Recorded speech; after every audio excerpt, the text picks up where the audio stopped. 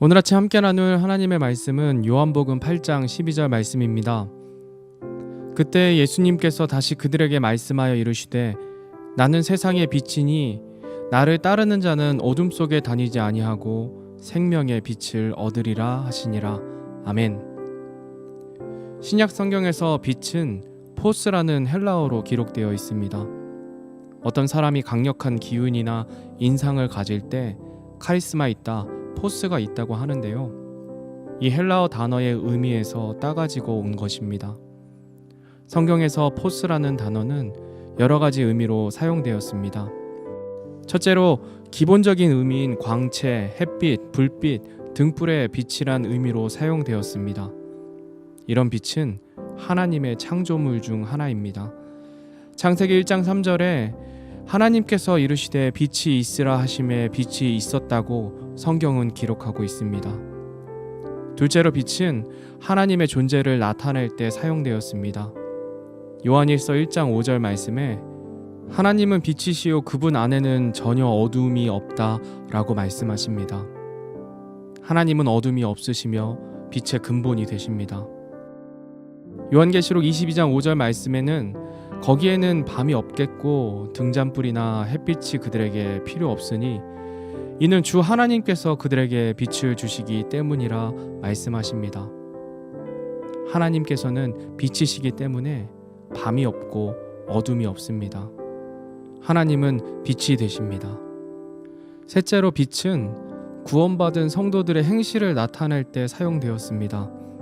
에베소서 5장 8절 말씀에 너희가 한때는 어둠이었으나 이제는 주 안에서 빛이니 빛의 자녀들로서 걸으라 말씀하십니다. 마지막으로 빛은 예수 그리스도를 나타냅니다. 오늘 본문 말씀처럼 예수님께서는 나는 세상의 빛이라 말씀하십니다. 그리고 예수님께서 변화산에서 변화될 때 빛 가운데 계셨고 사도 바울이 다메섹 도상에서 예수님을 만날 때에도 빛 가운데 오셨습니다.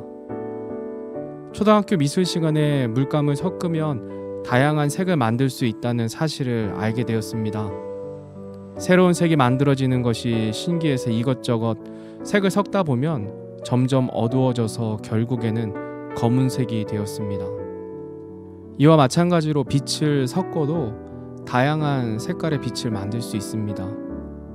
물감의 색과 빛의 색은 모두 섞으면 여러 가지 색을 만들 수 있다는 공통점이 있습니다. 그런데 이 둘의 차이점은 물감은 섞으면 섞을수록 진해져서 검은색이 되는데 빛은 섞으면 섞을수록 밝아지고 결국에는 흰색 빛이 된다는 사실입니다. 온 땅의 언어가 하나인 시절에 사람들은 한데 모여서 도시와 탑을 건설하기 시작했습니다. 그들은 함께 벽돌을 만들어 굽고 자신들의 이름을 내기 위해 또 자신들의 힘으로 하나님께서 거하시는 하늘에까지 높아지기 위해 열심을 내어 탑을 쌓기 시작했습니다. 하나님께서 사람을 창조하신 목적은 하나님의 영광을 위함인데 사람들은 하나님께서 주신 재능들을 가지고 모여서 자신들의 영광을 위해 하나님처럼 높아지기 위해 그것들을 사용했습니다. 인류의 수천 년의 역사를 통해 사람들이 모여서 한 것은 하나님을 대적하는 어둠의 일들을 행했습니다. 이는 어찌 보면 당연한 일입니다. 왜냐하면 이 세상에 참 빛이 없었기 때문입니다. 빛이 빠져있는 색이 모이면 검은색이 되는 것처럼 빛 대신 예수님이 없이 사람이 모여서 일하게 될 때 그 어둠은 짙어질 수밖에 없습니다. 이처럼 온 세상이 어둠이 가득할 때 빛 대신 예수님께서 찾아와 주셨습니다. 요한복음 12장 46절 말씀입니다. 나는 빛으로 세상에 왔나니 이것은 누구든지 나를 믿는 자는 어둠에 거하지 아니하게 하려 함이로다. 아멘. 예수님께서 이 땅에 오신 목적은 빛으로 오셔서 누구든지 예수님을 믿음으로 어둠에 거하지 않게 하기 위함이라 말씀하십니다. 또 고린도후서 4장 6절 말씀에 빛에게 명령하사 어둠 속에서 빛을 비추게 하신 하나님께서 우리 마음에 빛을 비추사 예수 그리스도의 얼굴에 있는 하나님의 영광을 아는 빛을 주셨느니라. 아멘. 어둠 가운데 있던 우리가 회개하고 예수님을 믿을 때 빛 대신 주님께서 우리 마음에 빛을 비추심으로 하나님의 영광을 비로소 알게 되었습니다. 이 빛을 받기 전에는 우리가 사는 세상이 어둠이라는 사실을 알지 못했습니다. 바벨탑을 쌓았던 사람들처럼 나의 영광을 위해, 나를 위해 사는 것이 어둠이라고 생각하지 못했습니다. 그러나 이제 그 빛으로 말미암아 하나님의 영광을 위해 사는 삶이 빛 가운데 있는 삶이라는 사실을 알게 되었습니다. 마지막으로 마태복음 5장 14절 16절 말씀입니다. 너희는 세상의 빛이니 산 위에 세운 도시가 숨겨지지 못하리라. 이와 같이 너희 빛을 사람들 앞에 비추어 그들이 너희의 선한 행위를 보고 하늘에 계신 너희 아버지께 영광을 돌리게 하라. 아멘. 어두운 세상 가운데 있던 우리에게 빛으로 찾아오신 것처럼 예수님께서는 우리가 세상의 빛이 되길 원하십니다.